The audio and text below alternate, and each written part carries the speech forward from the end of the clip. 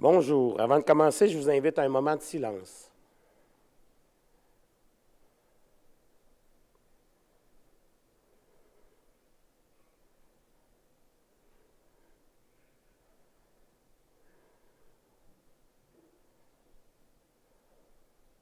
Vous pouvez vous asseoir.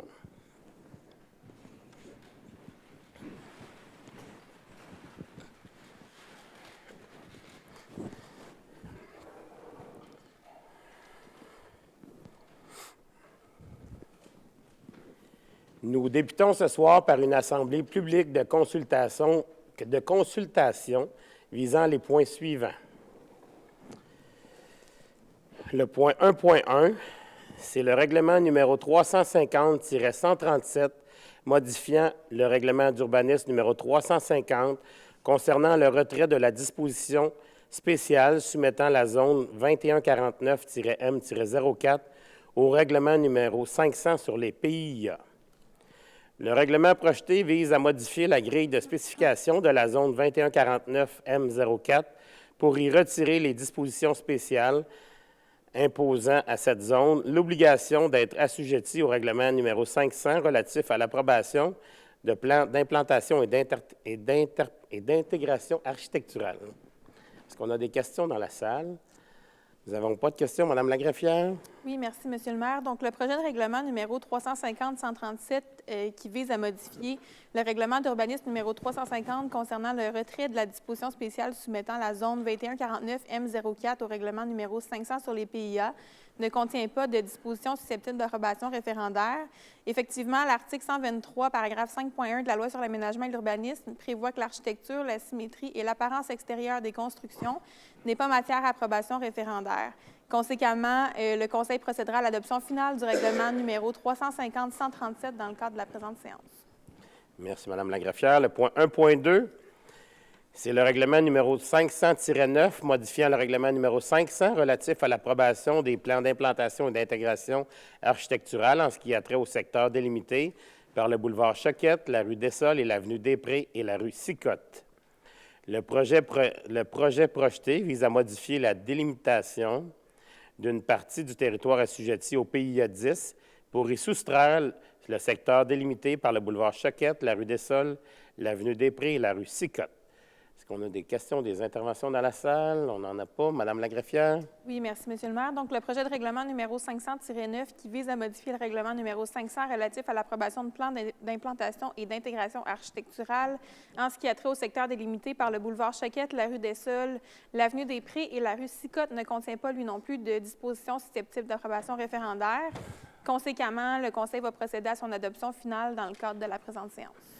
Merci, Mme la greffière. Le point 1.3, c'est le règlement numéro 500-10 modifiant le règlement numéro 500 relatif à l'approbation de plans d'implantation et d'intégration architecturale afin d'assurer la concordance au règlement numéro 23-631 de la MRC des Mascoutins concernant la modification des critères d'évaluation relatifs aux bâtiments accessoires assujettis au PIA 4. Le règlement projeté prévoit les critères d'évaluation relatifs aux bâtiments accessoires assujettis au PIA 4, correspondant à l'annexe 4, les unités de paysage à valeur moyenne et faible, hors du centre-ville, du règlement numéro 500. Est-ce qu'on a des questions ou des interventions dans la salle? On n'en a pas. Madame la greffière? Oui, merci, M. le maire. Donc, comme il s'agit d'un projet de règlement qui modifie le règlement numéro 500 relatif à l'approbation du plan d'implantation et d'intégration architecturale PIA, afin d'assurer une concordance au règlement numéro 23-631, modifiant le règlement numéro 03-128 relatif au schéma d'aménagement révisé concernant la modification des normes applicables aux bâtiments patrimoniaux ainsi qu'aux noyaux villageois et milieux anciens, notamment en matière de démolition de bâtiments patrimoniaux de la MRC des Mascoutins. Ce projet de règlement ne contient pas de dispositions susceptibles d'approbation référendaire et le Conseil procédera ce soir à l'adoption finale du règlement 500-10 dans le cadre de la présente séance. Merci, Mme la greffière. Nous passons maintenant à la séance publique du Conseil municipal du lundi 5 février 2024. Nous débutons cette séance avec une annonce importante pour le logement abordable et pour la revitalisation du centre-ville. En effet, lors d'une conférence de presse ce matin, nous avons annoncé officiellement le début des travaux de rénovation de l'immeuble situé au 1400 avenue Saint-Antoine. Je tiens à souligner que la Ville de Saint-Hyacinthe est fière d'avoir octroyé un montant de 2,6 millions à l'organisme Habitation Masca pour la réalisation de cet important projet stratégiquement situé au centre-ville qui accueillera à terme 23 nouveaux logements abordables. De plus, l'immeuble sera doté de salles de bain publiques ainsi que d'espaces d'entreposage pour les commerçants du marché. Ces nouveaux aménagements nous permettront de remplacer les Vespasiennes situées derrière le 1555 marché public par une terrasse qui viendra ajouter encore plus de dynamisme à ce milieu de vie hautement symbolique pour les Mascoutins. Les travaux d'aménagement de la terrasse publique débuteront dès que ceux de rénovation de l'immeuble situé au 1400 avenue Saint-Antoine seront achevés.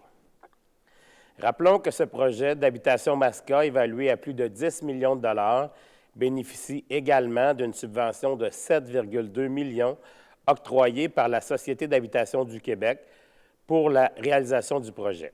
J'en profite donc pour souligner le travail de notre députée, Mme Chantal Soucy, dans l'obtention de cette importante subvention pour la Ville de Saint-Hyacinthe. Finalement, je tiens à mettre en lumière la contribution et l'esprit d'innovation de notre partenaire Habitation Masca. C'est avec des partenaires comme ceux-ci que l'avenir continue de se bâtir à Saint-Hyacinthe et je suis fier de dire qu'il sera plus que jamais accessible à tous et à toutes. Maintenant, j'attire votre attention sur une modification importante à notre réglementation concernant l'usage de pesticides.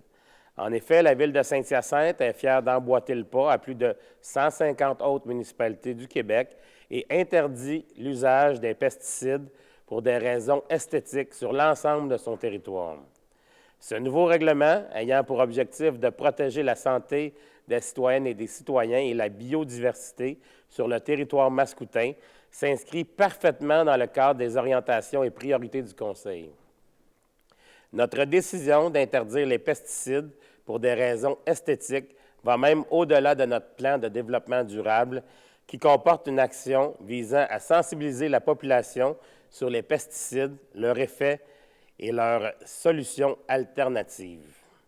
En tant qu'organisation publique, nous avons une responsabilité d'assurer un avenir durable aux générations futures. Des exceptions sont prévues au règlement pour certains usages, notamment agricoles, pour les terrains de golf et les pépinières, et les pesticides à faible impact dits biopesticides. Un permis temporaire d'application de pesticides peut également être accordé s'il y a preuve d'envahissement ou d'infestation et que tous les moyens alternatifs ont été épuisés. Les entreprises œuvrant dans le domaine de l'aménagement paysager devront quant à elles obtenir une certification pour faire l'application de pesticides sur le territoire mascoutin. Cette certification, au coût de 1 000 $ devra être renouvelée annuellement auprès du service de l'urbanisme et de l'environnement. Tous les détails, de même que les formulaires à remplir pour se conformer à cette nouvelle réglementation, se retrouvent sur le site Internet de la Ville de Saint-Hyacinthe. Le 1er février, nous avons reçu la visite de l'équipe de football des lauréats du Cégep de Saint-Hyacinthe, à l'occasion de leur victoire en novembre dernier du Bol d'or 2023. Ces derniers sont venus signer le livre d'or afin de souligner cet événement marquant pour leur organisation sportive. Nous pouvons être très fiers de nos jeunes athlètes qui excellent dans leur sport tout en poursuivant leur étude dans divers domaines. Félicitations à nos lauréats pour leur victoire et nous sommes très fiers de vous. Toujours du côté des actualités, samedi et dimanche dernier avait lieu l'activité Saint-Hyacinthe-en-Blanc au Parc Les Salines. Cette activité gratuite aux airs futuristes a su plaire à toutes et à tous. En fait, c'est une année record en termes de participation et vous avez été presque 10 000 personnes à profiter de la belle programmation mise en place par les organisateurs. Wow, c'était du jamais vu. Nos employés, partenaires et fournisseurs de longue date, ainsi que moi-même, ont été ravis du succès de cette activité. Nous avons également été choyés par une température des plus clémentes, qui nous réconcilie avec celle de l'an dernier où il faisait plus de moins 20 degrés. De l'iglothèque au feu d'artifice, en passant par toutes les activités familiales offertes et les prestations, il va sans dire que la fête était au rendez-vous. La Ville de Saint-Hyacinthe tient donc à remercier les organisateurs de l'événement pour cette belle réussite, pour cette grande réussite. Parlant d'activités hivernales, la semaine de relâche approche à grands pas. Excusez-moi. Pour l'occasion, les corporations de loisirs de quartier de Saint-Hyacinthe organisent des activités spéciales qui se tiendront du 4 au 8 mars prochain. Certains organismes spécialisés ont également préparé des camps de jour. Les inscriptions peuvent se faire en ligne ou sur place dans certains centres communautaires. Communiquez avec votre corporation de quartier ou visitez leur site Internet ou page Facebook pour connaître leur programmation. Vous pouvez aussi visiter le site Internet de la Ville de Saint-Hyacinthe pour tous les détails. Les nouvelles éditions du bulletin municipal sont désormais disponibles, soit en ligne sur le site Web de la Ville de Saint-Hyacinthe ou en format papier dans plusieurs édifices municipaux. Je vous rappelle que 4 fois par année, nous publions 2 bulletins municipaux. Au rythme de Saint-Hyacinthe présente les faits saillants des activités municipales, alors que le loisir aborde les sujets liés aux arts, à la culture, à la vie communautaire et au sport. La Ville se prépare déjà pour l'été en lançant une campagne de recrutement des employés estivaux.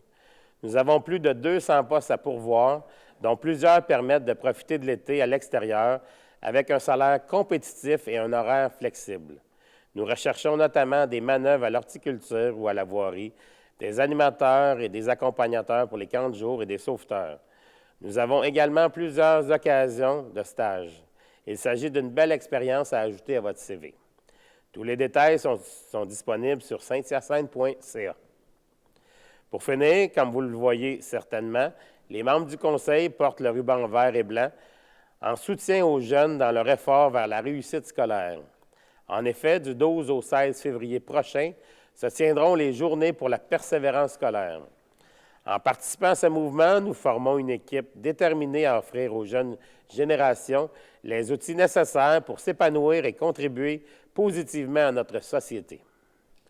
Encourageons tous les élèves de notre ville à continuer à rêver, à apprendre et à grandir. Nous sommes rendus à la période de questions. Pour cette période de questions, les citoyens peuvent nous joindre par le formulaire disponible sur le site Internet de la Ville avant midi le vendredi précédent la séance. Ils peuvent aussi se présenter en séance publique. Ce soir, nous avons une seule question qui nous vient de l'Internet. Nous n'avons pas de questions dans la salle. Je vais passer à la première question de Mme Jessica Blackburn. Bonjour. J'aimerais savoir si la Ville de Saint-Hyacinthe compte installer une patinoire réfrigérée, comme on peut retrouver à Saint-Liboire et Drummondville, afin de prolonger la saison hivernale. Merci. Merci pour votre question, Mme Blackburn. Pour le moment, le projet d'une patinoire réfrigérée n'est pas dans le plan quinquennal d'immobilisation de la Ville. Toutefois, 4 glaces intérieures sont accessibles par l'entremise de nos organismes partenaires, ainsi que des séances de patins libres et bâtons rondelles, et ce, afin de prolonger la saison de patin. Éventuellement, on aura à se positionner si on a des hivers comme ceux qu'on a dernièrement, où la saison de patinage est de plus en plus courte, peut-être qu'on aura à se positionner comme conseil pour éventuellement regarder puis arriver avec un projet de patinoire extérieure réfrigérée. On n'a pas d'autres questions que nous allons passer maintenant à la période d'information par les membres du Conseil. Je vais débuter avec Mme Gagné. Merci, Monsieur le maire.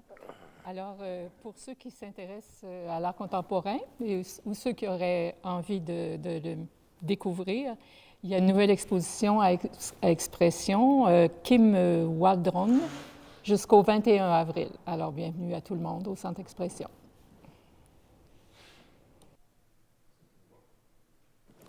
Merci, Mme Gagné. Je vais passer à M. Bousquet. Merci, Mme Bédard. Oui, merci, Monsieur le maire. Un point ce soir, c'est concernant la pétition des citoyens sur la rue des Seigneurs-S, qui avait remis au mois de septembre au Conseil. Donc, j'ai eu des discussions avec le service du génie, la division mobilité active et durable, et les points ont été emmenés au comité oui, c'est ça, au comité de circulation. J'allais dire de développement durable, mais non, c'est pas ça. Au comité de circulation la semaine passée et donc ça va être au plénier la semaine prochaine au conseil. Puis hâte de voir là, qu'est-ce qui en est sorti du comité. Et puis après, bien, ça va être retransmis aux citoyens de la rue des Seigneurs-Est. C'est tout pour moi. Merci, Mme Bédard. M. Coulombe. Merci, M. le maire. Comme vous l'avez mentionné dans votre mot en début de séance, Saint-Hyacinthe-en-Blanc, au Parc des Salines, ça a été un franc succès, comme vous l'avez si bien mentionné.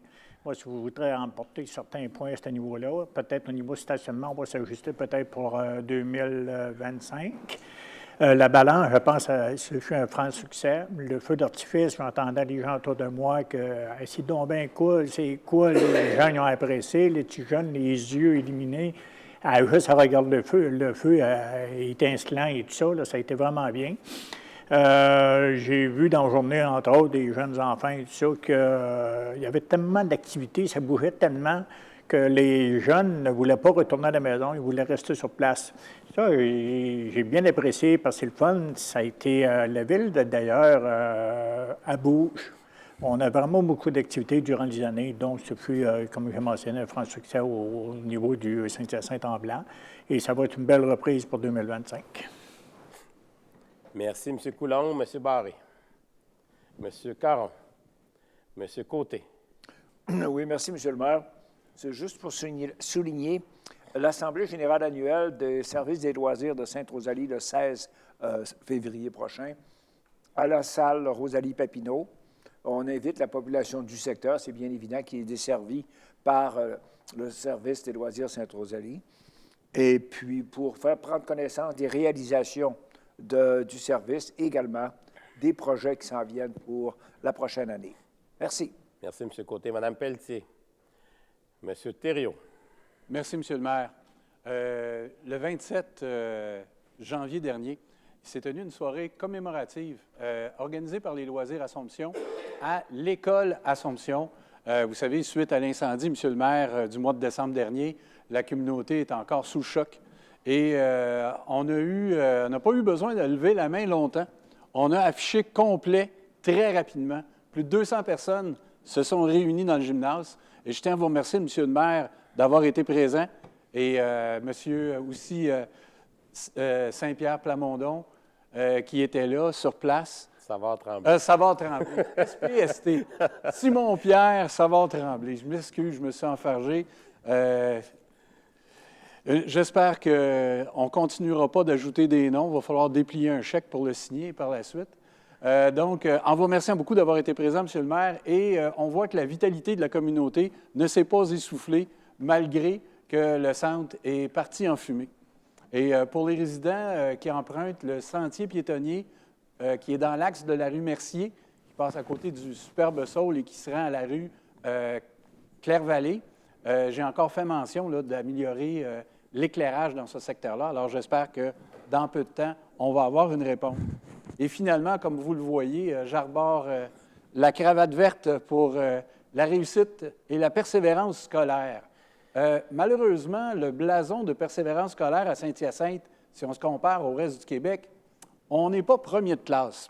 Alors, quelqu'un a déjà dit que si ça prenait un village pour élever un enfant, imaginez si on s'y met tous à une ville pour élever le niveau de réussite de nos enfants. Je suis certain qu'on peut y arriver. Merci beaucoup. Merci, M. Thériault. M. Huard. Merci, M. le maire. Je voulais souligner, le 26 janvier dernier, la Ligue nord-américaine de hockey a souligné l'apport d'un mascoutin d'adoption, mais qui a su faire une grande place au sein de la communauté des officiels. M. Luc Durand a été honoré parce qu'il a pris sa retraite l'année dernière dans la finale. Il a vu la coupe pour la dernière fois. Bien, il a pris sa retraite cette journée-là. Je voulais le féliciter parce que c'est un officiel aimé de tous à Saint-Hyacinthe, parce que c'est un vétéran qui agit toujours de façon exemplaire, puis il est toujours là pour donner des conseils aux plus jeunes, puis les amener à élever leur niveau d'arbitrage. Il a su marquer la Ligue nord-américaine de hockey avec le record de l'arbitre ayant arbitré le plus grand nombre de parties avec 667 parties. Puis il a aussi arbitré la plus longue partie de hockey de cette ligue-là qui a duré 6 périodes. Après 6 périodes, il était temps que cette partie-là termine. puis mentor, et encore, à ces jours, il s'implique aussi au niveau de la Ligue Midget 3A. Il est superviseur pour amener le niveau d'arbitrage à toujours se développer. Mais je trouvais que c'était important parce que souvent, c'est des acteurs de l'ombre, puis ces gens-là, ils font avancer le sport. Un gros merci, M. Durand, puis bonne retraite, mais restez pas trop loin des officiels qui vont toujours avoir un petit peu besoin de vos judicieux conseils. Merci, M. Huard. On en est rendu au point 4, à l'adoption de notre ordre du jour. M. Coulombe.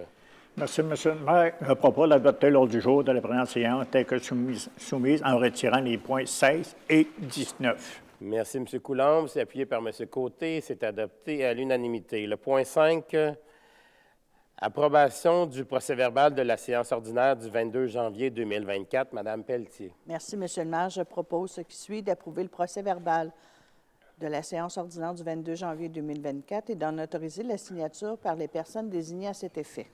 Merci, Mme Pelletier. C'est appuyé par M. Barré et c'est adopté à l'unanimité. Le point 6, Journée de la persévérance scolaire, édition 2024, proclamation, M. Bousquet. Merci beaucoup, M. le maire. Je suis triste de le dire ce soir, mais à mon avis, je trouve que notre société produit encore trop de misère. Mais heureusement, il existe un moyen pour lutter et prévenir cette misère-là, et c'est l'éducation.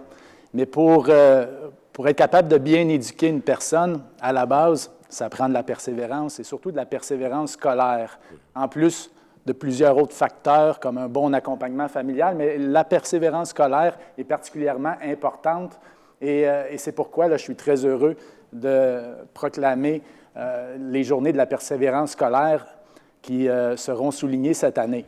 Donc, considérant que la prévention du décrochage scolaire n'est pas une problématique concernant exclusivement le monde scolaire, mais bien un enjeu social dont il faut se préoccuper collectivement, et ce, dès la petite enfance jusqu'à l'obtention d'un diplôme, peu importe l'ordre d'enseignement, considérant que le décrochage scolaire est un problème intimement lié à la pauvreté ainsi qu'à la pénurie de relève et de main-d'œuvre qualifiée, considérant que les Journées de la persévérance scolaire sont organisées du 12 au 16 février 2024 sous le thème « Pour leur futur, persévérer se conjugue toujours au présent », lesquelles se veulent un temps fort dans l'année pour témoigner de la mobilisation régionale pour la prévention de l'abandon scolaire et sont ponctuées d'une centaine d'activités dans les différentes communautés et écoles de la MRC des Mascoutins. Considérant que les Journées de la persévérance scolaire se tiendront à nouveau cette année, simultanément dans toutes les régions du Québec, et qu'un nombre important de municipalités appuieront, elles aussi, cet événement, en conséquence, je propose ce qui suit, de décréter les 12, 13, 14, 15 et 16 février 2024 comme étant les Journées de la persévérance scolaire, sous le thème « Pour leur futur, persévérer se conjugue toujours au présent » sur le territoire de la ville de Saint-Hyacinthe, et d'appuyer la mission de l'ensemble des partenaires mobilisés autour de la lutte au décrochage scolaire afin de faire du territoire de la MRC des Mascoutins une région persévérante qui valorise l'éducation comme un véritable levier de développement pour ces collectivités. Merci, M. Bousquet. C'est appuyé par M. Huard et c'est adopté à l'unanimité. Le point 7, Ministère des Transports et de la Mobilité durable, Programme d'aide au développement du transport collectif, volet 1, aide financière au transport en commun urbain, aide financière 2022-2023, Convention d'aide financière, autorisation de signature, M. Huard. Merci, Monsieur le maire. Considérant la résolution 22-653 adoptée le 17 octobre 2022, par laquelle le Conseil municipal a notamment autorisé le dépôt d'une demande d'aide financière dans le cadre du programme d'aide au développement du transport collectif, volet 1, aide financière au transport en commun urbain mise en place par le ministère des Transports et de la Mobilité durable. Considérant que le 9 janvier 2024, le MTMD a informé la Ville de Saint-Hyacinthe qu'il lui accordait une aide financière dans le cadre de ce programme pour les années 2022-2023 afin de lui permettre d'accroître l'offre de services de transport collectif et de contribuer à l'atteinte des objectifs et des cibles du plan pour une économie verte 2030 et la politique de mobilité durable 2030. Considérant que les modalités de versement de cette aide financière sont définies dans la convention d'aide financière à intervenir entre le MTMD et la Ville de Saint-Hyacinthe, en conséquence, je propose qui suit d'autoriser la conclusion de la convention d'aide financière à intervenir entre la Ville de Saint-Hyacinthe et le ministre des Transports et de la Mobilité durable relativement à l'octroi d'une aide financière dans le cadre du volet 1, aide financière au transport en commun urbain, du programme d'aide au développement du transport urbain collectif, PADTC 2022-2025, telle que soumise. Finalement, d'autoriser le maire ou en son absence ou incapacité d'agir, le maire suppléant et la greffière ou en son absence ou incapacité d'agir, la greffière adjointe, à signer au nom de la Ville cette convention. Merci, M. Huard. C'est appuyé par Mme Bédard et c'est adopté à l'unanimité. Le point 8, approbation de la liste des comptes. M. Barré. Monsieur le maire, je propose d'approuver la liste des comptes pour la période du 17 janvier au 30 janvier 2024 comme suit. Un fonds d'administration, 8 110 695 et 77 sous. Deux fonds des dépenses en immobilisation, 1 051 405 et 20 sous pour un total de 9 162 100 et 97 sous. D'autoriser le trésorier ainsi que l'assistante trésorière et chef de la division comptabilité du service des finances à effectuer les paiements requis conformément à la liste des comptes telle que soumise. Merci, M. Barré. C'est appuyé par Mme Pelletier et c'est adopté à l'unanimité. Le point 9, réserve financière pour le Fonds vert, affectation pour l'année 2024. Mme Bédard. Oui, merci, Monsieur le maire. Considérant que la Ville de Saint-Hyacinthe désire réaliser divers projets ou investissements favorisant la préservation de l'environnement, l'adoption de meilleures pratiques par la population mascoutaine, l'amélioration de la performance éco-énergétique de ses bâtiments et équipements et atteindre des objectifs prévus au plan de développement durable.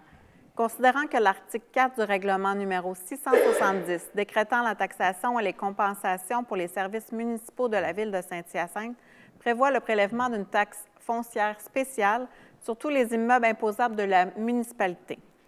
Considérant que cette taxe foncière spéciale est administrée conformément au règlement numéro 671 relatif à la création d'une réserve financière pour le Fonds vert de la Ville de Saint-Hyacinthe, considérant le rapport préparé par le service des finances à date du 25 janvier 2024, en conséquence, je propose ce qui suit.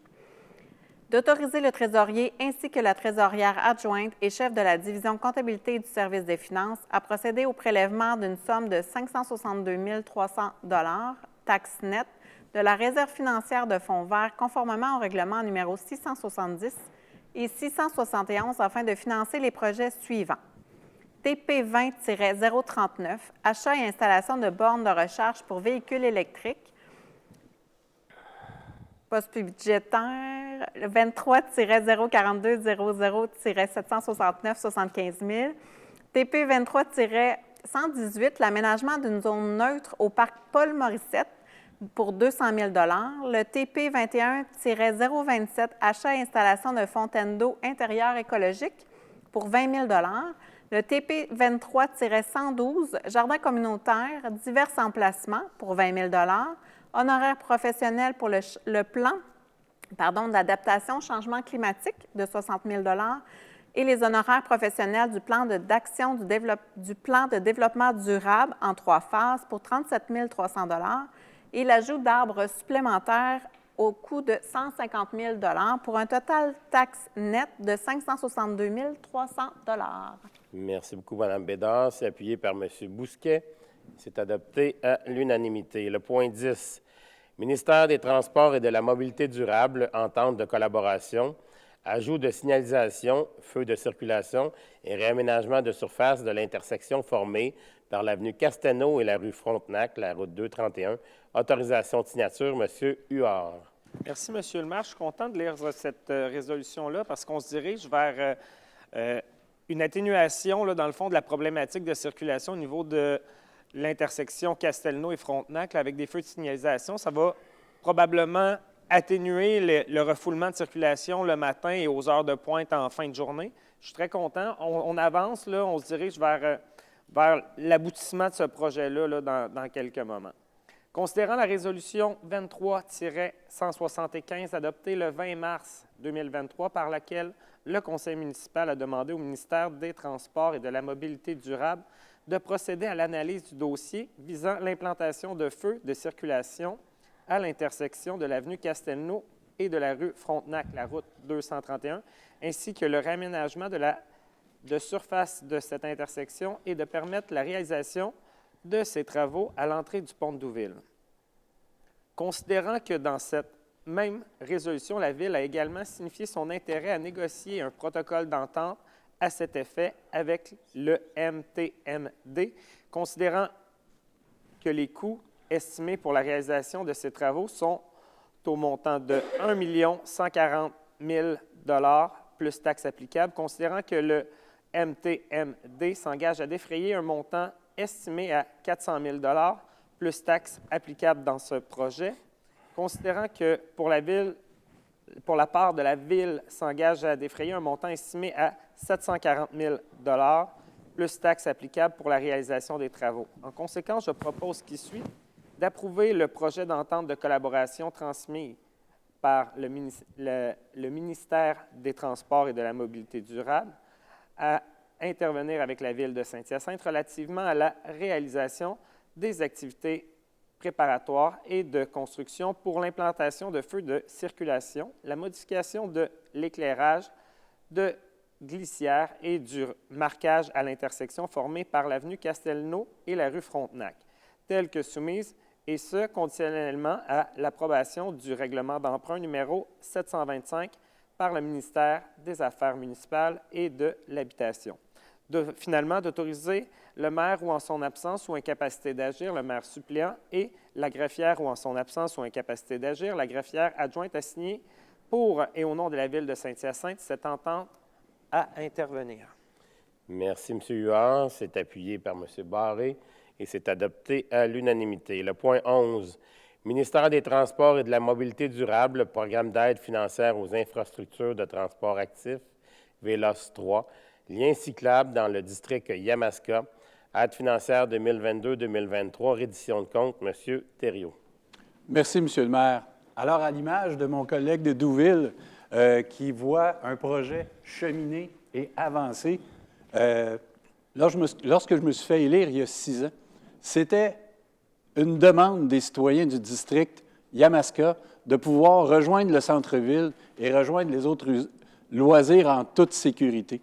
Et les 3 points suivants font partie d'une réalisation d'un projet pour justement relier des pistes cyclables. Moi, j'aimerais féliciter les acteurs de la Ville qui, pendant toutes ces années, ont planifié et ont même bien pensé de scinder le projet en 3 sections pour pouvoir profiter du maximum de subventions. Le groupe a réussi à aller accumuler 790 000 $ en subventions pour la réalisation de ce projet-là. Monsieur le maire, c'est plus de 50 des coûts de réalisation. Alors, il me fait grand plaisir, puis encore une fois, merci beaucoup à tous ceux qui en ont participé. Alors, considérant la résolution 22-461 adoptée le 4 juillet 2022, par laquelle le conseil municipal a autorisé la présentation d'une demande d'aide financière pour la prolongation du sentier multifonctionnel surélevé longeant, le boulevard Laurier entre l'étagement ferroviaire et la rue Jolibois, combiné à un second sentier multifonctionnel reliant l'intersection du boulevard Laurier-Est et de l'avenue Saint-Louis vers la rue Lemire, dans le cadre du projet d'aide financière aux infrastructures de transport actif qui s'appelle le programme VELOS 3, volet 2.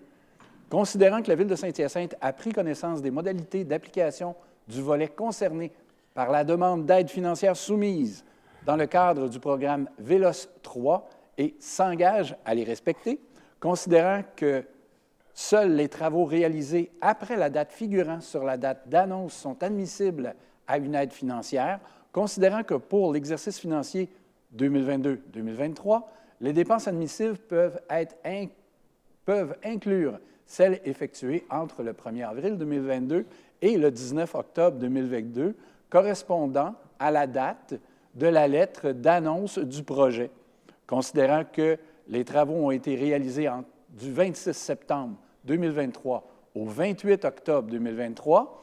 Considérant que la Ville de Saint-Hyacinthe transmet au ministère le formulaire de reddition de compte ainsi que le rapport des travaux effectués, lequel doit comprendre les éléments suivants.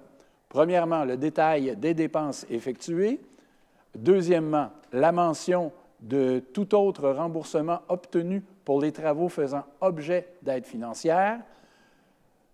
Ensuite, le résultat quant aux indicateurs suivants. Le nombre de kilomètres de voies cyclables et polyvalents réalisés, volet 1. Le nombre de kilomètres et de voies cyclables et polyvalentes améliorées ou mises à niveau, volet 2. Et finalement, le nombre de kilomètres de voies cyclables et polyvalentes entretenues. En conséquence, je propose d'autoriser la présentation du rapport des travaux, y compris la reddition de compte liée aux travaux admissibles, selon les modalités d'application du volet concerné par la demande d'aide financière soumise dans le cadre du programme en vigueur. Ensuite, de reconnaître qu'en cas de non-respect des modalités d'application du programme en vigueur, l'aide financière sera résiliée. Et finalement, d'autoriser M. Marc-Olivier Blot, chef de la division Mobilité active et durable, ou en son absence ou incapacité d'agir, M. Alexandre Lamoureux, directeur du service du génie, a signé pour et au nom de la Ville de Saint-Hyacinthe tout document et toute entente à cet effet à intervenir avec le ministère des Transports et de la Mobilité durable. Merci, M. Thériault. C'est appuyé par M. Huard et c'est adopté à l'unanimité. Le point 12, ministère des Transports et de la Mobilité durable, programme d'aide financière au développement des transports actifs dans les périmètres urbains, construction d'un lien cyclable reliant le boulevard Laurier-Est à la rue Lemire, le lien cyclable Yamaska, aide financière 2022-2023, reddition de compte, Mme Bédard. Merci, M. le maire. Considérant la résolution 22-683 adoptée le 7 novembre 2022, par laquelle le conseil municipal a autorisé la présentation d'une demande d'aide financière pour la construction d'un lien cyclable reliant le boulevard Laurier-Est à la rue Lemire, dans le cadre du programme d'aide financière au développement des transports actifs dans les périmètres urbains.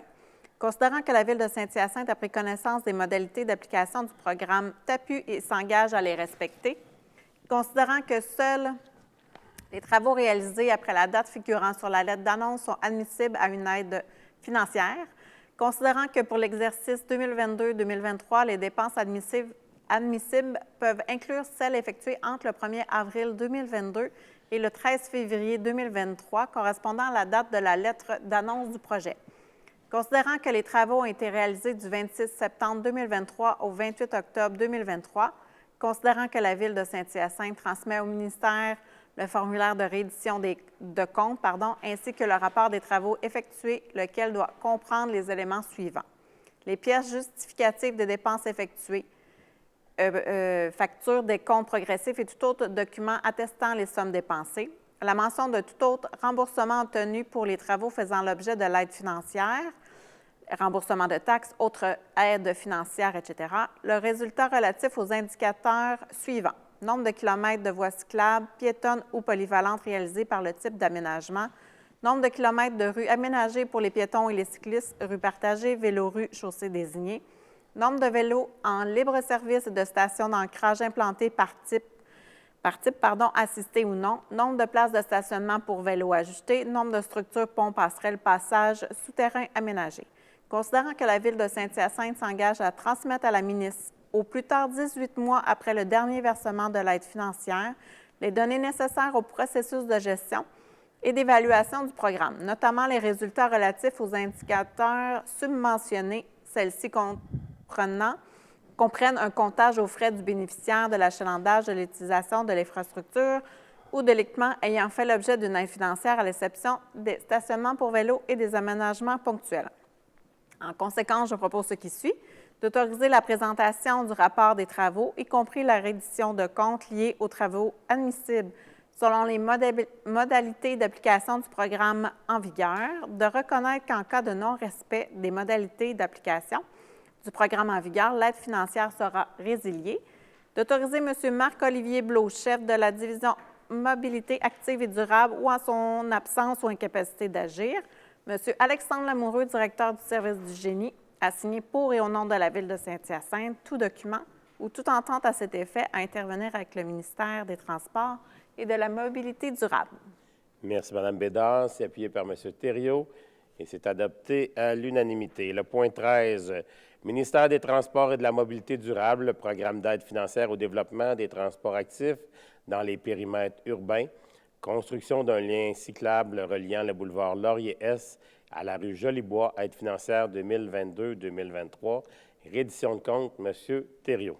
Monsieur le maire, considérant la résolution 23-227 adoptée le 17 avril 2023, par laquelle le conseil municipal a autorisé la présentation d'une demande d'aide financière pour la construction d'un lien cyclable reliant le boulevard Laurier-Est à la rue Jolibois, dans le cadre du programme d'aide financière au développement des transports actifs dans les périmètres urbains, aussi connu sur le nom de TAPU.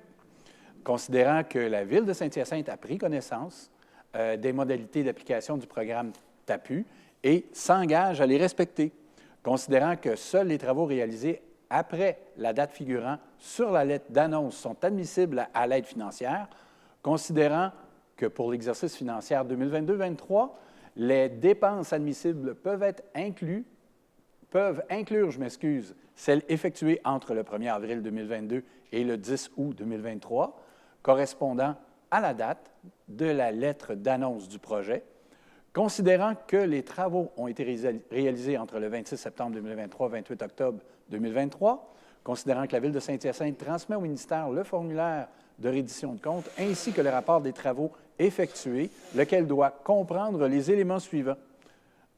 Donc, les pièces justificatives de dépenses effectuées.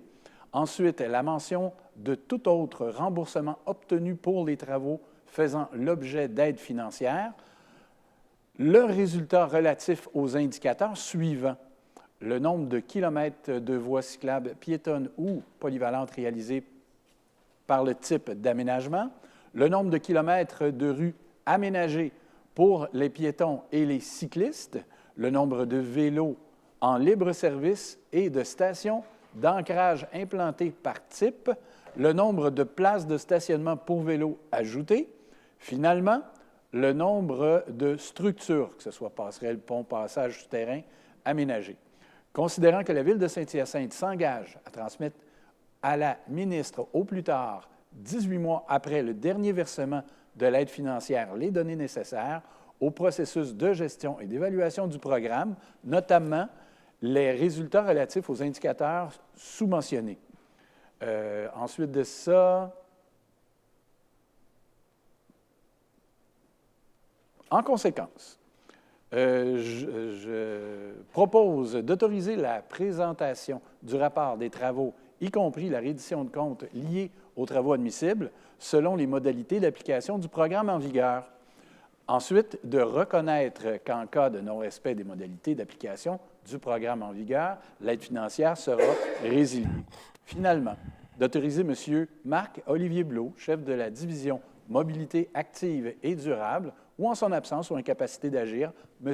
Alexandre Lamoureux, directeur du service du génie, a signé pour et au nom de la Ville de Saint-Hyacinthe tout document ou entente à cet effet à intervenir avec le ministère des Transports et de la Mobilité durable. Merci, M. Thériault. C'est appuyé par M. Huard et c'est adopté à l'unanimité. Le point 14, service de pompage et travaux divers rendus. Bris d'une conduite de Digesta, autorisation d'une dépense. M. Côté. Oui, Monsieur le maire, les citoyens. Considérant le bris d'une conduite de Digesta survenu à l'usine d'épuration le 1er et le 2 février 2023, lequel a engendré un déversement de boue partiellement digéré. Considérant que la survenance de cet événement a nécessité que le service de gestion des eaux usées et de la biomètre entreprennent rapidement les démarches requises pour limiter le déversement, ce qui inclut la réalisation de travaux de nettoyage, de location de 2 conteneurs d'entreposage, ainsi que de la disposition de ces boues par la société Profusion GNP Incorporée. Considérant que cet imprévu a engendré une dépense au montant total de 79 233,26 $ taxes incluses, conformément aux factures dont les numéros dont je vous ferai grâce ici, on va les retrouver dans la résolution. Plus loin. Considérant que l'article 2 de l'alinéa 2 du règlement numéro 263 concernant la délégation de pouvoir d'autoriser les dépenses à passer le contrat prévoit que toute dépense au contrat dont la valeur est supérieure à 50 000 $ doit être autorisée par le conseil municipal. En conséquence, je propose d'autoriser les dépenses relatives aux services de pompage et travaux divers rendus dans le cadre du bris de conduite de digestion survenu à l'usine d'épuration au montant total de 79 223,26 $ taxes incluses à la société Profusion GNP Incorporée, conformément aux factures portant les numéros 22 486, le reste porte tout le 22, c'est 488, 491, 493, 666, 667, telles que soumises. D'autoriser le directeur des services de la gestion des eaux usées de la biométhanisation ou en son absence ou incapacité d'agir, le directeur général adjoint services techniques a signé pour et au nom de la Ville de Saint-Hyacinthe tout document afin de donner application à la présente résolution. De financer les sommes nécessaires aux fins de cette dépense en 2024 à même le poste budgétaire 02-52-54-526. Merci, M. Côté. C'est appuyé par M. Thériault et c'est adopté à l'unanimité. Le point 15, demande de licence en vue de l'installation et de l'exploitation d'une station de radio au Canada, service de la gestion des eaux usées et de la biométhanisation, nomination d'un représentant, autorisation de signature, M. Côté. Oui, M. le maire. Concernant la résolution 18-581, adoptée le 15 octobre 2018, par laquelle le conseil municipal a octroyé un contrat relatif à la fourniture et à la livraison de radios de communication portatifs de marque Kenwood ainsi que leurs accessoires pour les besoins des services de sécurité incendie. Considérant que ces appareils ont été dévolus au service de gestion des eaux usées et de la biométhanisation, puisqu'ils n'étaient plus utilisés par le service des incendies. Considérant le rapport préparé par le service de gestion des eaux et de la biomètre en date du 29 janvier 2024, alors je propose de nommer M. Jean-François Sornin, directeur du service de gestion des eaux usées et de la biomètre, ou en son absence ou incapacité d'agir, M. Charles Laliberté, directeur général adjoint, service technique à titre de représentant de la Ville de Saint-Hyacinthe, afin d'autoriser la Société Télésystèmes du Québec,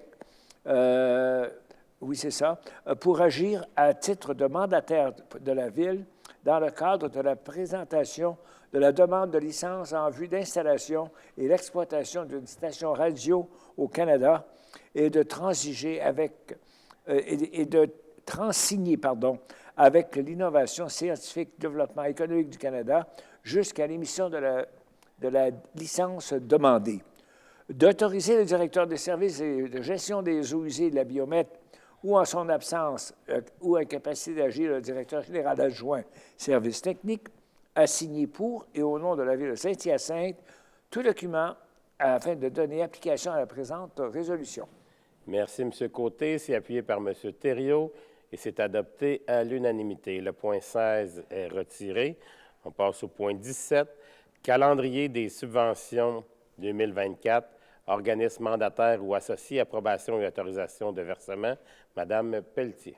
Merci, M. le maire. Alors, je propose ce qui suit, d'approuver le calendrier des subventions 2024 aux organismes mandataires ou associés, conformément à la politique de reconnaissance et de soutien aux organismes, ainsi qu'aux événements récurrents datés du 22 janvier 2024, tels que soumis.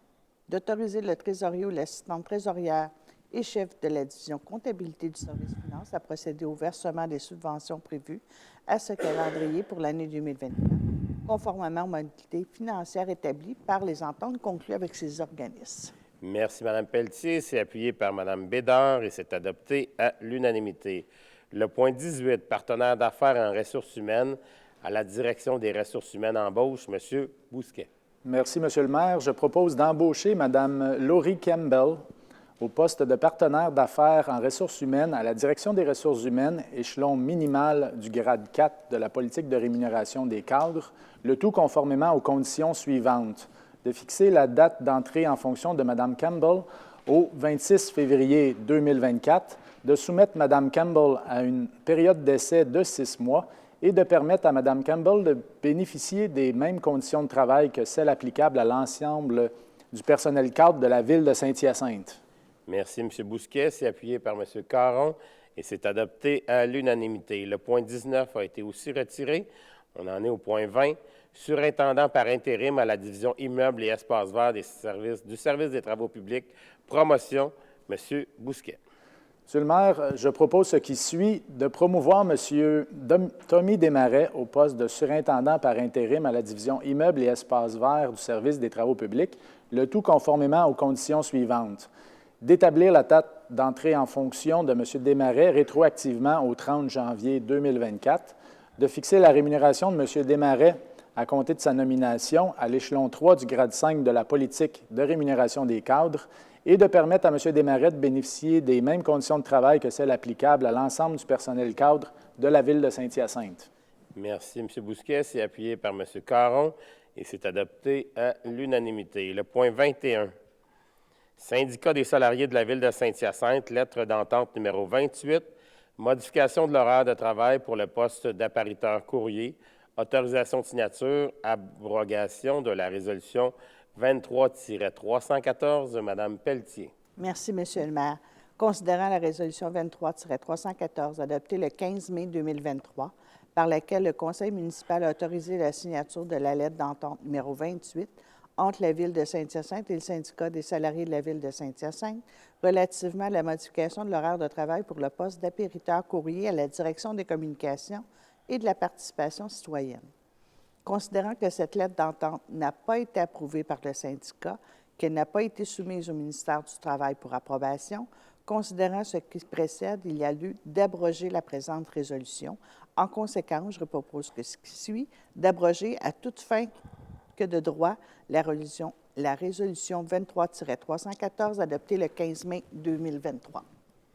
Merci, Mme Pelletier. C'est appuyé par M. Barré et c'est adopté à l'unanimité. Le point 22, syndicat des salariés de la Ville de Saint-Hyacinthe, lettre d'entente numéro 28, abolition du poste de préposé à l'accueil et au permis et création d'un poste d'agent de bureau au service de l'urbanisme et de l'environnement. Autorisation de signature, Mme Gagné. Merci, Monsieur le maire. Alors, je propose d'approuver la lettre d'entente numéro 28 à intervenir entre la Ville de Saint-Hyacinthe et le syndicat des salariés de la Ville de Saint-Hyacinthe, telle que soumise, laquelle prévoit les mesures suivantes à compter du 6 février 2024. D'abolir le poste de préposé à l'accueil et au permis au service de l'urbanisme et de l'environnement et de créer un deuxième poste d'agent de bureau au service de l'urbanisme et de l'environnement, grade 3, 35 heures par semaine. D'autoriser la directrice des ressources humaines ainsi que le directeur du service de l'urbanisme et de l'environnement à signer pour et au nom de la Ville de Saint-Hyacinthe cette lettre d'entente, d'approuver le nouvel organigramme du service de l'urbanisme et de l'environnement, tel que soumis en date du 5 février 2024, lequel est modifié suivant la présente organisation administrative. Merci, Mme Gagné. C'est appuyé par M. Coulombe et c'est adopté à l'unanimité. Le point 23, réorganisation administrative de la division comptabilité du service des finances, création, abolition de postes et promotion. M. Bousquet. Merci, Monsieur le maire. Je propose de décréter les mesures suivantes dans le cadre de la restructuration de la division comptabilité du service des finances, lesquelles s'appliquent rétroactivement au 22 janvier 2024. Premièrement, de créer un poste de chef d'équipe à la division comptabilité du service des finances, le grade 8 pour 32,5 heures par semaine. Et deuxièmement, d'abolir un poste de technicien à la comptabilité à la division comptabilité du service des finances, lequel deviendra vacant suivant la promotion de sa titulaire.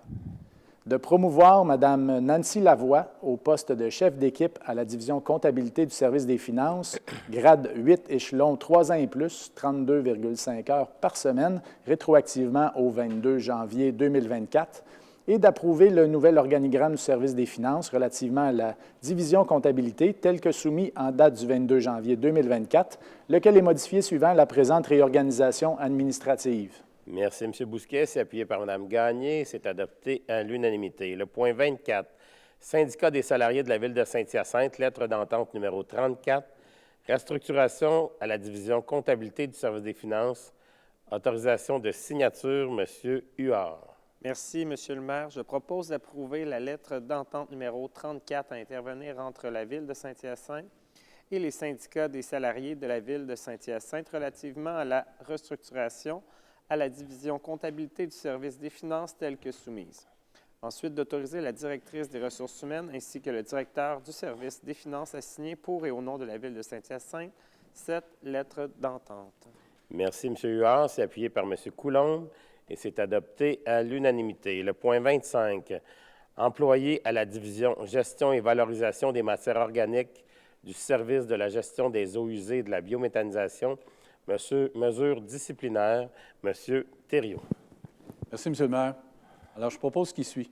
De suspendre sans solde pendant 10 jours ouvrables M. Jean-Guy Laliberté, préposé à la réception des matières organiques, 2 jours à la division gestion et valorisation des matières organiques du service de la gestion des eaux usées et de la biométhanisation, laquelle mesure disciplinaire sera administrée à une date à être déterminée par le directeur du service de la gestion des eaux usées et de la biométhanisation ou, en son absence ou incapacité d'agir, le directeur général adjoint des services techniques. Merci, M. Thériault. C'est appuyé par M. Côté et c'est adopté à l'unanimité. Le point 26, inspecteur municipal à la division permis et inspection du service de l'urbanisme et de l'environnement, fin d'emploi, Mme Gagné. Merci, Monsieur le maire.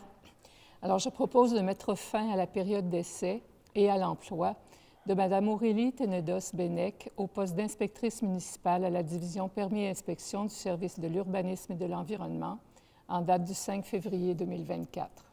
Merci, Mme Gagné. C'est appuyé par Mme Pelletier et c'est adopté à l'unanimité. Le point 27, brigadier scolaire au service de sécurité incendie, fin d'emploi administratif, Mme Bédard.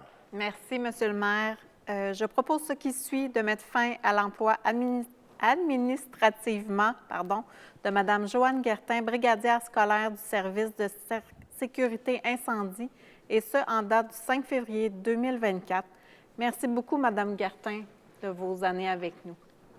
Merci, Mme Bédard. C'est appuyé par M. Coulombe et c'est adopté à l'unanimité. Le point 28, Cégep de Saint-Hyacinthe, service de la formation continue, entente en matière de formation incendie, résiliation de l'entente, M. Coulombe. Merci, M. le maire. Considérant la résolution 09-496, adoptée le 16 novembre 2009, par laquelle le Conseil municipal a approuvé la conclusion de l'entente en matière de formation incendie, intervenue entre la Ville de Saint-Hyacinthe et le Cégep de Saint-Hyacinthe, service de la formation continue, laquelle a été signée en date du 1er décembre 2009. Considérant que cette entente visait à établir les responsabilités entre les parties concernant la dispense de tout ou partie du programme de formation d'officiers en sécurité incendie par le service de la formation continue du Cégep à même ses locaux. Considérant que la Ville exploitait le centre de formation régional en incendie, lequel a cessé ses activités il y a quelques années.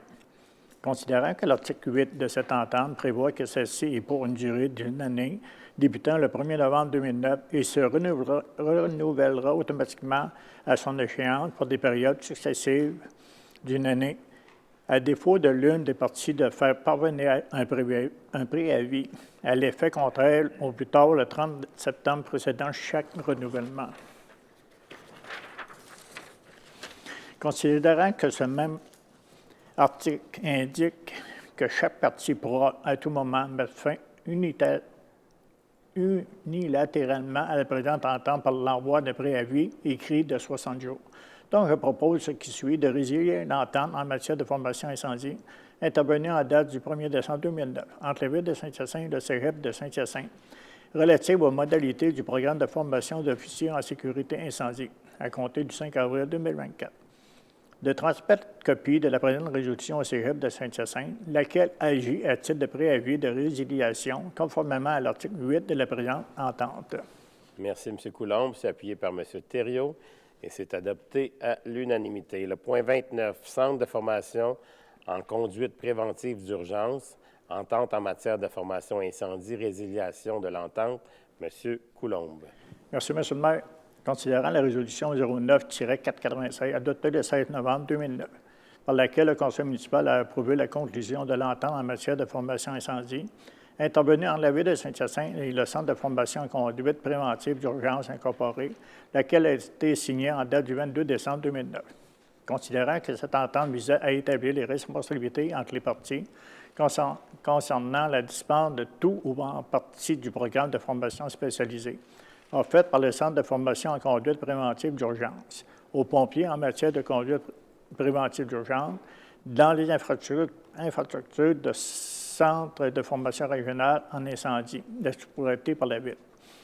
Considérant le CFR a cessé ses activités il y a quelques années, considérant que l'article 9 de cette entente prévoit que celle-ci est pour une durée d'une année débutant le 1er novembre 2009 et se renouvellera automatiquement à son échéance pour des périodes successives d'une année, à défaut par l'une des parties de faire parvenir un préavis à l'effet contraire au plus tard le 31 août précédant chaque renouvellement.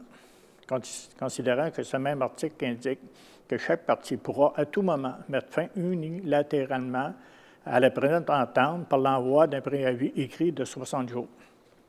Donc, elle propose de résilier l'entente en matière de formation incendie intervenue en date du 22 décembre 2009 entre la Ville de Saint-Hyacinthe et le Centre de formation en conduite préventive d'urgence incorporé relative aux modalités de programme de formation en matière de conduite préventive d'urgence à compter du 5 avril 2024. De transmettre copie de la présente résolution au Centre de formation en conduite préventive d'urgence incorporé, lequel agit à titre de préavis de résiliation conformément à l'article 9 de la présente entente. Merci, M. Coulombe. C'est appuyé par M. Caron et c'est adopté à l'unanimité. Le point 30, Municipalité de Saint-Simon, André Lévesque, Liliane Durocher et Julie Lévesque, entente pour un droit de passage et pour l'utilisation d'un étang à des fins de protection incendie, résiliation de l'entente. M. Côté. Oui, M. le maire et citoyens. Considérant la résolution 17-118 adoptée le 6 mars 2017, par laquelle le Conseil municipal a approuvé la conclusion d'une entente pour le droit de passage et pour l'utilisation d'un étang à des fins de protection d'incendie intervenue entre la Ville de Saint-Hyacinthe et la municipalité de Saint-Simon, M. André Lévesque ainsi que Mme Liane Durocher et Julie Lévesque. Considérant que cette entente confère gratuitement à la Ville de Saint-Hyacinthe un droit de passage et un droit d'utilisation d'un étang, lequel est situé sur le lot 4 437 499 du cadastre du Québec et qui est situé au 1133, 4e rang Est à Saint-Simon, à des fins d'approvisionnement en eau pour les interventions pour le service des incendies effectuées dans le schéma de couverture de risque sur le territoire de la municipalité de Saint-Simon, ainsi que pour tout service de sécurité incendie qui lui viendrait en aide lors de telles opérations. Considérant que les propriétaires du lot 4 437 499 ont confirmé que cet étang était maintenant désormais asséché, considérant que l'article 7 de cette entente, signé le 6 avril 2017, prévoit que celle-ci est d'une durée indéterminée et que l'un ou l'autre des parties peuvent y mettre fin en temps et transmettant à l'autre avis préalable de résiliation d'au moins 6 mois. Je propose donc de résilier l'entente pour le droit de passage et pour l'utilisation d'un étang à des fins de protection d'incendie intervenu le 4 avril 2017 entre la Ville de Saint-Hyacinthe et la municipalité de Saint-Simon, ainsi que M. André Lévesque et de Mesdames Liane Durocher et Julie Lévesque à l'égard de l'étang situé sur le lot 4 437 499 du cadastre de du Québec, ou 1133 4e rang de Saint-Simon, à compter du 5 août 2024. De transmettre copie de la présente résolution à la municipalité de Saint-Simon, M. André Lévesque, ainsi que Mme Liane Durocher et Julie Lévesque, laquelle agit à titre d'avis préalable de résiliation conformément à l'article 7 de la présente entente. Merci, M. Côté. C'est appuyé par M. Coulombe et c'est adopté à l'unanimité. Le point 31, Centre d'acquisition gouvernementale, achat de véhicules légers, autorisation de dépenses. M. Coulombe. Merci, M. le maire. Considérant la résolution 23-759, adoptée le 4 décembre 2023, par laquelle le conseil municipal a confirmé l'adhésion de la ville de Saint-Hyacinthe au regroupement d'achats offerts par le Centre d'acquisition gouvernementale relative au contrat à demande visant à l'achat de véhicules légers, 2023-81-06-50 pour la période s'échelonnant du 1er janvier au 31 octobre 2024. Considérant que par cette même résolution, le Conseil a autorisé la chef de la division approvisionnement à transmettre au CAG les besoins de la Ville pour procéder à l'achat de véhicules légers dont les prix, incluant les options, respectent les normes prévues au programme triennal d'immobilisation 2024, 2025 et 2026, le tout en considérant les dépenses encourues, taxes neuves. Considérant que lors de son adhésion, la Ville de Saint-Hyacinthe a confirmé vouloir procurer, entre autres, les biens suivants. DGA-314, véhicules utilitaires hybrides rechargeables Escape Cargo, minimum de 300 litres. Un deuxième DGA-433, camionnette 4x2, cabine allongée, caisse longue à côté uni, plus de 2,4 mètres, charge utile nominale minimum de 1500 kg, charge utile disponible minimum de 1125 kg, masse totale en charge minimum de 4300 kg. Considérant qu'il est opportun de motiver le choix du véhicule initialement identifié sous la référence de DGA-433 précédemment mentionné, afin de permettre de procéder à l'acquisition d'un véhicule identifié par le CAG dans la catégorie DGA-490, camionnette électrique 4x4, caisse courte, cabine d'équipe, masse totale en charge minimum de 3300 kg. Considérant qu'il y a lieu de procéder à l'autorisation de ces dépenses découlant du présent contrat, considérant la recommandation du service des finances datée du 29 janvier 2024, dont je propose ce qui suit. D'octroyer les contrats découlant du regroupement d'achats offerts par le Centre d'acquisition gouvernementale, CAG, relatifs à l'achat de véhicules légers et d'en autoriser les dépenses afférentes en faveur de la Société Ford du Canada limitée, le tout conformément aux termes et conditions de sa soumission et du début. 1.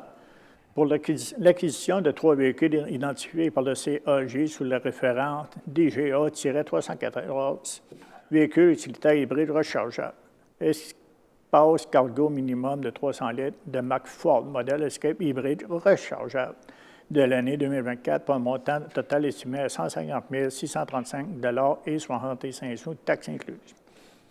2. Pour l'acquisition d'un véhicule identifié par le CAG sous le référent DGA-490, camionnette électrique 4x4, caisse courte, cabine d'équipe, base totale en charge minimum de 3300 kg de marque Ford, modèle F-150 Lightning Pro de l'année 2024 pour un montant total estimé de 74 739 et 50 sous, taxes incluses. De financer les sommes nécessaires aux fins de cette dépense en 2024 à même les postes budgétaires suivants. 1. 02-135 499 pour un montant de 1 609 et 65 sous, taxes incluses, pour les frais de gestion payables au Centre d'acquisition gouvernementale. 23-033-08 744 pour un montant de 50 211,88 sous, taxes incluses. Pour le projet TT 22-100, conformément à la résolution 24-06 adoptée le 22 janvier 2024. 3. 23-033-08 745 pour un montant de 50 211,88 sous, taxes incluses pour le projet TP 22-101, conformément à la résolution 24-06 adoptée le 22 janvier 2024. Un d'autre, 23-033-08 746 pour un montant de 50 211,88 sous, taxes incluses, pour le projet TP 23-099, conformément à la résolution 24-07 adoptée le 22 janvier 2024. Et le dernier, 23-053-08 748, pour un montant de 74 739,50 sous, taxes incluses, pour le projet TP 24-113. Et je mentionnerai, M. le maire, là-dessus que c'est de très belles achats au niveau environnemental et au niveau aussi de réduction des dépenses, aussi au niveau d'essence ou quoi que ce soit. Juste nos hybrides Escape, entre autres, qui ont des autonomies de 60 km avant d'embarquer sur l'essence. Et tout ça, je pense que graduellement, au fil des années, si on continue dans cette veine-là, je pense qu'on s'en va sur la bonne marche pour faire notre part au niveau des GES. Merci beaucoup, M. Coulombe. C'est appuyé par M. Barré et c'est adopté à l'unanimité. Le point 32, travaux à taux horaire pour un entrepreneur en électricité, rejet des soumissions du projet 2023-147-TP-AOP. Mme Bédard. Merci, M. le maire. Considérant que la Ville de Saint-Hyacinthe a procédé à un appel d'offres public pour retenir les services d'un entrepreneur en électricité afin de réaliser des travaux à taux horaire. Considérant que ces travaux consistent notamment à l'installation, l'entretien et la réparation des équipements électriques, l'installation et la réparation de lampadaires, ainsi que le déplacement de feux de circulation, considérant que la Ville n'a reçu aucune soumission conforme pour le présent contrat, considérant la recommandation du service des finances datée du 30 janvier 2024, en conséquence, je propose ce qui suit, de rejeter la seule soumission reçue pour le contrat relatif aux travaux à taux horaire pour un entrepreneur en électricité dans le cadre de l'appel d'offres 2023-147-TP-AOP et de n'octroyer aucun contrat. Merci, Mme Bédard. C'est appuyé par M. Bousquet et c'est adopté à l'unanimité. Le point 33, travaux de désamiantage et de démolition du bâtiment situé au 2040 rue des Cascades, octroi de contrat 2024-006-TP-DP. M. Barré. Seulement, considérant que la Ville de Saint-Hyacinthe a procédé à une demande de prix afin de réaliser des travaux de désamiantage et de démolition du bâtiment situé au 2040 rue des Cascades, lot 1 439 955, considérant que ce contrat vise, en plus du désamiantage et de la démolition, la disposition des matériaux, le remblaiement des tranchées d'excavation, ainsi que l'installation d'un mur de soutènement en bloc de ciment, considérant que ces travaux doivent être complétés au plus tard le 15 mars 2024, considérant que ce contrat débute à compter de son octroi et prendra fin lorsque toutes les obligations prévues au contrat auront été exécutées à la satisfaction de la Ville, considérant la recommandation du service des finances datée du 29 janvier 2024, en conséquence. Je propose d'octroyer le contrat relatif aux travaux de désamiantage et de démolition du bâtiment situé au 2040 rue des Cascades à la société Choc Démolition Incorporée, contrat à prix forfaitaire, estimé à un coût total de 82 868,23 $, taxes incluses, incluant le montant contractuel provisoire prévu au bordereau de prix, le tout conformément à l'offre de service datée du 23 janvier 2024. D'autoriser le directeur du service des finances ou en son absence ou incapacité d'agir, l'assistante trésorière et chef de la division comptabilité à signer pour et au nom de la Ville de Saint-Hyacinthe tout document pour donner application à la présente résolution, de financer les sommes nécessaires aux fins de cette dépense en 2024 à même le poste budgétaire 23-045-01-757. Merci, M. Barré. C'est appuyé par M. Caron et c'est adopté à l'unanimité. Le point 34, plan d'implantation et d'intégration architecturale, approbation, Mme Gagné. Merci, M. le maire. Considérant les demandes de restauration et d'affichage reçues au service de l'urbanisme et de l'environnement, considérant les recommandations du Comité consultatif d'urbanisme en date du 23 janvier 2024 à l'égard des projets ci-après énumérés, je propose d'approuver les plans des projets suivants tels que soumis au Comité consultatif du 23 janvier 2024. 1. Les travaux de restauration du bâtiment principal au 1925 avenue Pratt, visant la réfection de la maçonnerie, le remplacement de pierres endommagées, des pierres linteaux endommagées, des médaillons et des joints de scellant, de façon à ce qu'ils soient identiques à ceux existants, le tout conformément au plan préparé par la société Artesa Architectes Concepteurs en date du 10 mars 2023.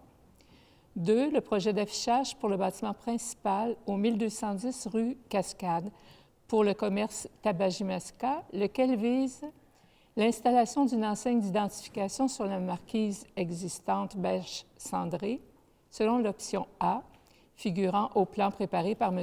Pierre Lafortune d'Installation, reçu en date du 7 décembre 2023, laquelle option consiste en un lettrage ondulé en signe foam ayant une épaisseur d'1,25 pouce peint de couleur blanche. De 2 enseignes apposées dans la porte du commerce, la première consistant en un lettrage blanc en vinyle autocollant découpé sur un rectangle de vinyle autocollant noir, comprenant les heures d'ouverture du commerce, et la seconde d'un lettrage en vinyle noir comprenant le rappel de l'enseigne du commerce. L'installation aussi d'une enseigne projetante au mur sur la façade avant du bâtiment, consistant en un lettrage blanc sur fond noir recto-verso comprenant le nom du commerce. Le tout conditionnellement à ce qu'une pellicule de vinyle perforée comportant un dégradé de gris soit apposée dans les vitrines et dans la porte en remplacement des toiles blanches intérieures. Alors, je propose de prévoir que cette résolution autorisant la délivrance du permis pour ces projets soit valide pour une période de 12 mois. L'ensemble de ces projets est assujetti aux conditions établies par le Comité consultatif d'urbanisme. Merci, Mme Gagné. C'est appuyé par Mme Pelletier. C'est adopté à l'unanimité. Le point 35, plan d'implantation et d'intégration architecturale pour le 5225-5235 rue des Seigneurs S, le lot 2 38 197. Décision, M. Côté. Oui, Monsieur le maire, citoyen. Considérant que Mme Carole-Anne Goudreau a soumis à l'étude par le Comité de consultatif d'urbanisme, aussi après appelé le CCU, en date du 5 janvier 2024, un projet visant à remplacer porte d'entrée double, l'ajout d'une fenêtre, ainsi que de la démolition et la reconstruction de la toiture de la galerie située en façade en avant du bâtiment principal situé au 5225 et 5235, la rue des Seigneurs Est, sur le lot 2 038 197. Considérant que le CCU a soumis une recommandation défavorable à l'égard de ce projet lors de la séance du 23 janvier 2024, considérant que cet immeuble est situé dans une zone PIA, les unités de paysage à valeur moyenne et faible hors centre-ville, ci-après le PIA 4, du règlement numéro 500 relatif à l'approbation des plans d'implantation et d'intégration architecturale. Considérant que les objectifs du PIA, conformément à l'annexe 4 du règlement 500 de notre ville, visant notamment ce qui suit, premièrement, à favoriser les interventions dans le cadre du bâti venant consolider les principales caractéristiques identitaires de chacune des unités de paysage concernées. En B, prendre en compte les caractéristiques d'un bâtiment visé lorsque ces caractéristiques sont en symbiose avec les caractéristiques dominantes à l'unité de paysage pour les transformations et les rénovations affectant l'apparence extérieure d'un bâtiment. Considérant que l'article 3.3 du PIA prévoit que toute modification affectant l'apparence extérieure d'un bâtiment et celle relative aux matériaux de couverture et ou la couleur de toiture doivent être choisies en respect du type architectural en présence et éviter que ces changements affectent l'intégrité ou l'absence homogène de l'ensemble, sauf s'il s'agit de retrouver l'apparence d'origine du bâtiment. Considérant que le plan d'implantation et d'intégration architecturale soumis par la requérante en date du 5 janvier 2024 ne respecte pas les objectifs du critère énoncé du PIA 4. En conséquence, je propose de refuser le plan d'implantation et d'intégration architecturale relatif aux travaux de rénovation du bâtiment principal, si au 5225 et 5235 de la rue des Seigneurs S, visant plus précisément le remplacement de la porte d'entrée double située sur la façade avant du bâtiment principal par une porte double en acier de couleur minérale de fer comportant une section vitrée. L'installation d'une fenêtre à battant en PVC de couleur noire, minérale de fer en façade avant située au-dessus de la toiture du toit de la galerie. La démolition de la toiture de la galerie en façade avant et le remplacement de celle-ci par un toit plat recouvert d'un bardeau d'asphalte de couleur gris d'ardoise, muni d'une soffite et d'un fascia d'aluminium noir, soutenu par des colonnes recouvertes d'aluminium noir.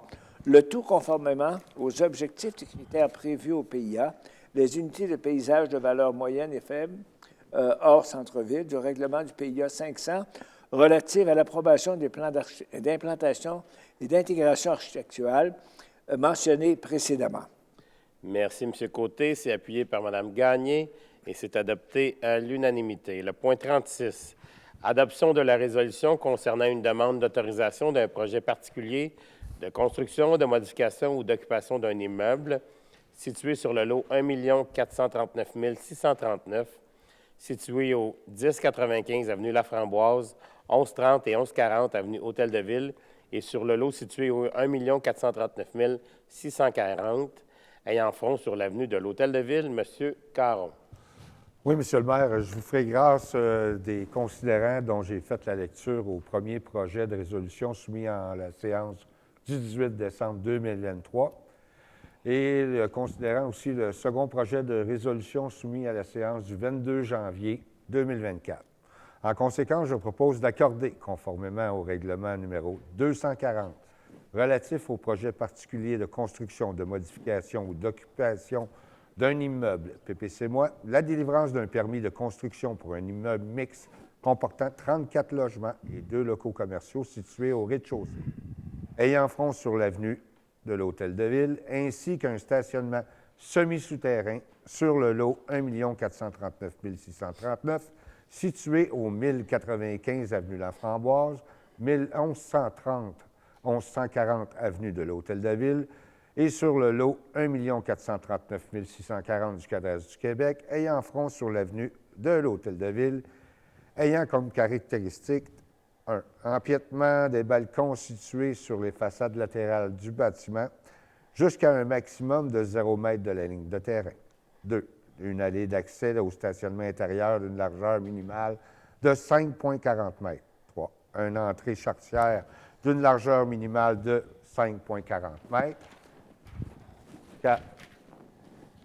Une répartition des usages dans le bâtiment différente de celle prescrite par l'article 13.2.22 alinéa 3, paragraphe B et C du règlement d'urbanisme numéro 350, des implantations et des aménagements paysagers situés dans les cours avant principales, avenue Laframboise et de l'Hôtel de Ville, à moins de 0,3 m de la ligne de rue, un ratio minimal de cases de stationnement hors rue de 0,7 cases par logement, l'aménagement d'une allée d'accès pour le stationnement intérieur comportant une pente négative à moins de 30 cm de la ligne de rue, une marge avant maximale de 3 m à partir de la ligne de rue, avenue Laframboise, un décroché correspondant à 100 de la longueur de la façade avant, ayant front sur l'avenue Laframboise et excédant la marge de recul avant maximale de 4,66 m. Une marge avant minimale de 0,5 mètres débutant à partir de la ligne de rue, avenue de l'Hôtel de Ville. Une hauteur maximale de 16 mètres. Un indice d'occupation au sol de 75 %. Une dispense de l'obligation de respecter le rapport plancher-terrain maximal de 2,5. L'empiètement des balcons, des perrons, de la toiture, dans la marge avant à moins de 30 cm de la ligne de rue, avenue de l'Hôtel de Ville. Le tout conformément à la demande soumise par la requérante en date du 7 novembre 2023, et ce, conditionnellement au versement d'une compensation monétaire de 10 000 par case de stationnement hors rue manquante à fournir dans le cadre de ce projet, représentant une somme totale de 100 000 pour l'absence des 10 cases requises, conformément à l'article 19.9.3.4 du règlement d'urbanisme numéro 350. B. À l'obtention d'une résolution du Conseil municipal autorisant le plan d'implantation et d'intégration architecturale de ce projet. Merci, M. Caron. C'est appuyé par Mme Gagné et c'est adopté à l'unanimité. Le point 37A, c'est un avis de motion du règlement numéro 725 autorisant divers travaux municipaux de réfection, de pavage, trottoirs et bordures et d'aménagement cyclable pour l'année 2024 et décrétant un emprunt de 5 300 000 M. Huard.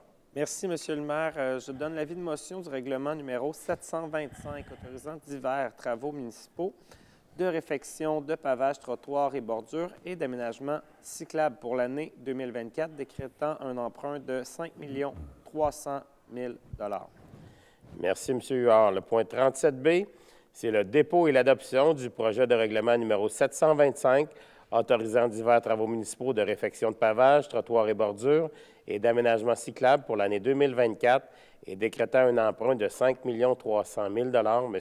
Huard. Merci, Monsieur le maire. Je propose de déposer et d'adopter le projet dont je viens de faire la lecture. Merci, M. Huard. C'est appuyé par Mme Bédard et c'est adopté à l'unanimité. Le point 38, adoption du règlement numéro 350-137 modifiant le règlement d'urbanisme numéro 350 concernant le retrait de la disposition spéciale soumettant la zone 2149M04 au règlement numéro 500 sur les PIA. M. Caron.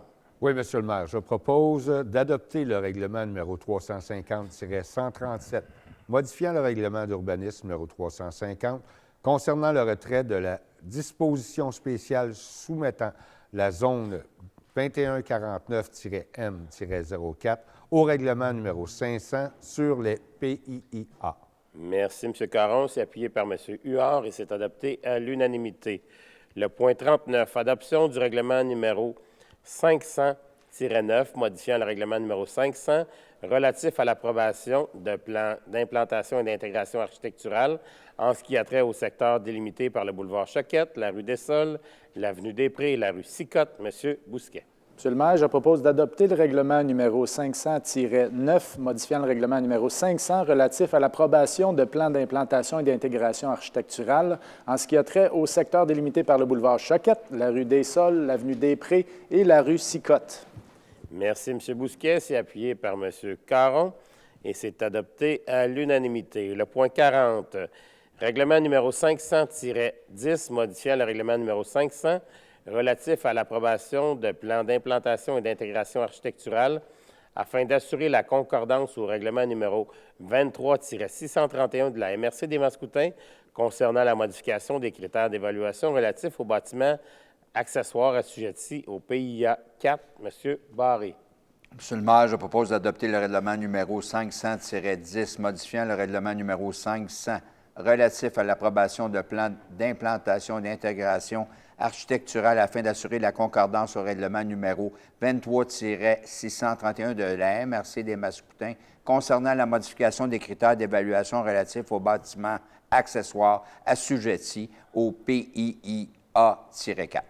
Merci, M. Barré. C'est appuyé par M. Côté et c'est adopté à l'unanimité. Le point 41, adoption du règlement numéro 1600-259 modifiant le règlement numéro 1600, circulation et stationnement en ce qui a trait à diverses dispositions. Mme Gagné. Merci, Monsieur le maire. Alors, je propose d'adopter le règlement numéro 1600-259, modifiant le règlement 1600, circulation et stationnement, En ce qui a trait aux avenues des Grandes Orgues, Lambert-Grenier, Tédé-Bouchard et Triquet, aux rues Charles-Lheureux, Picard et Sicotte, ainsi qu'au terrain de stationnement du Grand Tronc, du site de l'exposition et de la Société Complexe Sportive Saint-Hyacinthe Incorporée, soit Isatis Sport Saint-Hyacinthe. Merci, Mme Gagné. C'est appuyé par Mme Pelletier et c'est adopté à l'unanimité. Le point 42, exemption de taxes, le Fort Saint-Hyacinthe et Région Incorporée, le 620 avenue Robert, M. Caron. Oui, M. le maire, considérant que l'article 243.20, alinéa 1 de la loi sur la fiscalité municipale exige que la Commission municipale du Québec procède à une révision périodique de la reconnaissance d'exemption de taxes foncières lorsque la période écoulée depuis l'obtention d'une reconnaissance a atteint 9 ans. Considérant la demande de confirmation de reconnaissance pour fin d'exemption de taxes soumises par l'organisme Le Fort, Saint-Hyacinthe et Région Incorporée en date du 6 décembre 2023. Considérant le rapport préparé par le service juridique en date du 24 janvier 2024.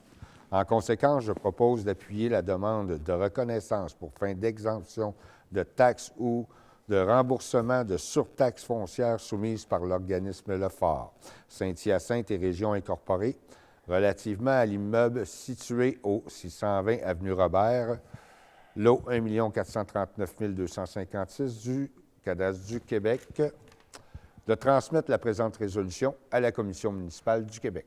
Merci, M. Caron. C'est appuyé par M. Bousquet et c'est adopté à l'unanimité. Le point 43, procédure judiciaire, Cour du Québec, division des petites créances, nomination de représentant, M. Thériault.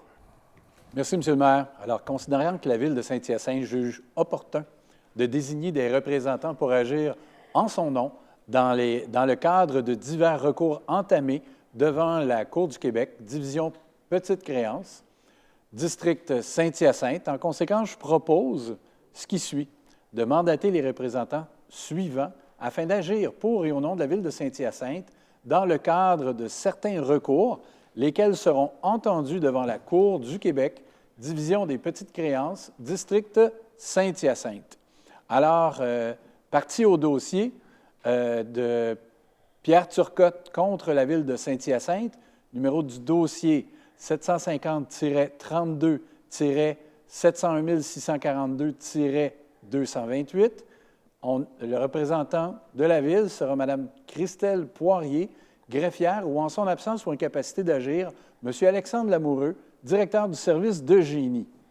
Ensuite, prochaine cause, M. Alain Caron contre la Ville de Saint-Hyacinthe, dossier 750-32-701 796-230, nommé comme représentant de la Ville Mme Christelle Poirier, greffière, ou en son absence ou incapacité d'agir, M. René Martin, contremaître au département Aquaduc-Égout du service de la Ville de Saint-Hyacinthe. Et la dernière cause, la Ville de Saint-Hyacinthe contre 9430-2017 Québec Incorporé. La Ville nomme Mme Christelle Poirier, greffière, et, ou, en son absence ou incapacité d'agir, Mme Francine Marié, chef de la division Perception, Taxation et Évaluation du service des finances. Merci, M. Thériault. C'est appuyé par Mme Bédard et c'est adopté à l'unanimité. Le point 44, vente des lots 6 337 444 et 6 393 586.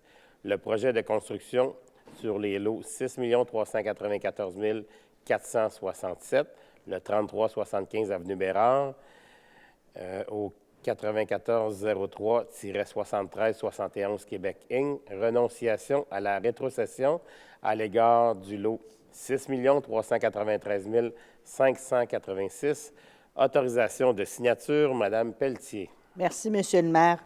Alors, considérant la résolution 19-588 adoptée le 21 octobre 2019, considérant la résolution 20-525 adoptée le 19 octobre 2020, Considérant la résolution 2438 adoptée le 22 janvier 2024, par laquelle le Conseil a approuvé l'acte de renonciation et la rétrocession et a renoncé à tous les droits résultant en sa faveur des conditions spéciales concernant la construction d'un édifice industriel sur le lot 6 337 444, considérant que l'acte de vente d'une partie du lot 6 393 586 comprend également une clause de rétrocession et un droit de préemption relié à l'obligation pour l'acheteur de procéder à la construction d'un bâtiment industriel, considérant que le Conseil juge opportun de renoncer au droit de rétrocession qui a été consenti en faveur de la Ville dans le second acte de vente intervenu, considérant le rapport préparé par le service juridique en date du 29 janvier 2024, je propose ce qui suit.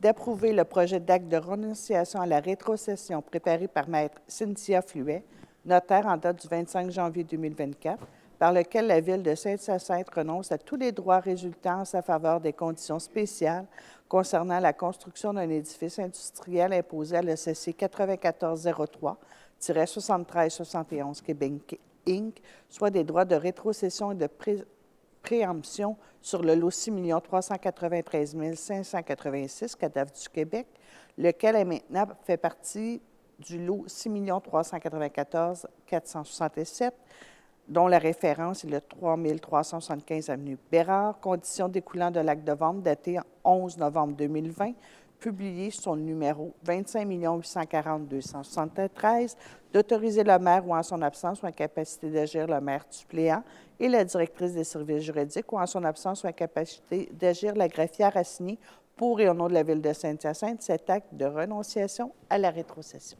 Merci, Mme Pelletier. C'est appuyé par M. Côté et c'est adopté à l'unanimité. Les documents déposés, Mme la greffière.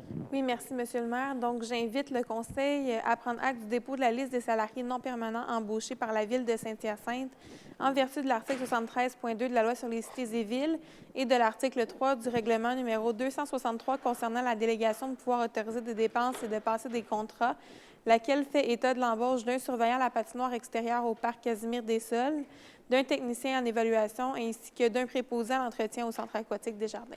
Merci, Mme la greffière. Le point 46, c'est la seconde période de questions.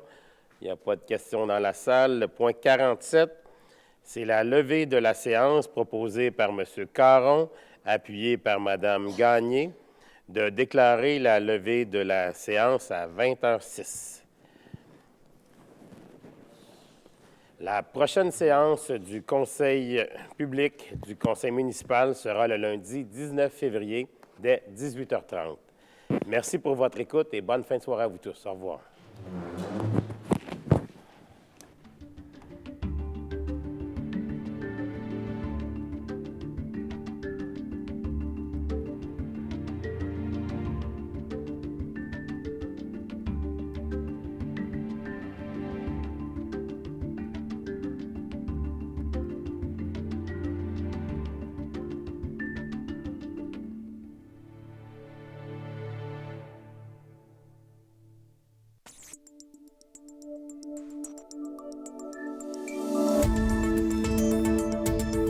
Nous TV. Ensemble pour notre communauté.